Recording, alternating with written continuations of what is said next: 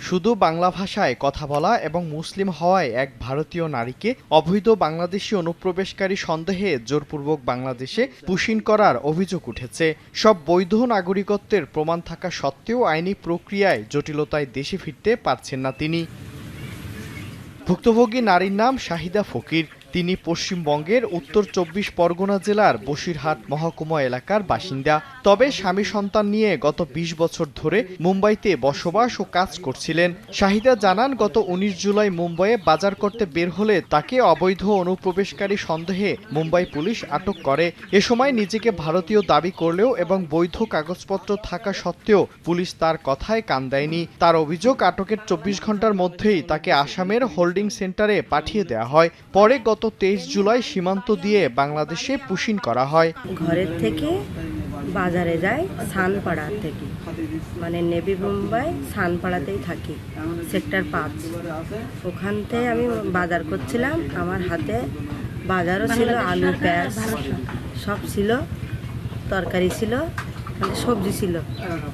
এখন হঠাৎ করে ওই সিআইবির গাড়ি এসে আমার হাত ধরলো। হাত ধরার পরে মোবাইলটা আমার হাত থেকে কেড়ে নিল, নিয়ে আমার মানে ওদের গাড়িতে বসালো। আমি জোর জুলুম করছি যে কেন যাব, কি আমি কি করেছি, আমি তো এসেছি বাজার করতে। আমি এখন ভারতীয় নাগরিক, আমি জোর করে এ পাশে বাংলাদেশে ঠেলে দিয়েছে।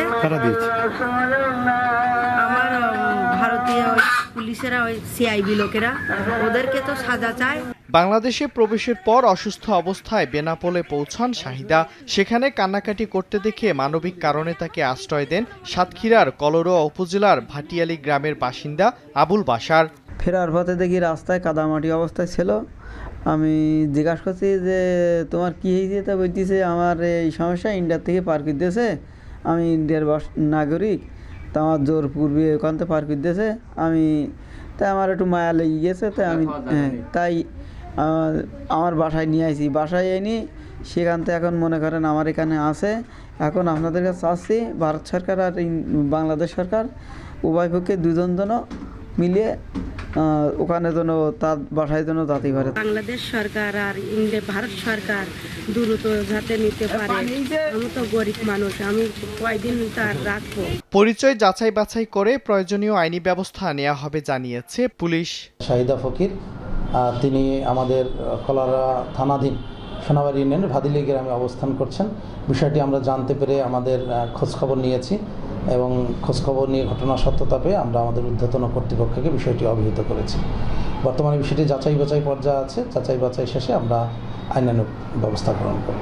যথাযথ আইনি প্রক্রিয়ায় দ্রুতই নিজ দেশ ও পরিবারে ফিরতে চান শাহিদা। সময় সংবাদ, সাতক্ষীরা।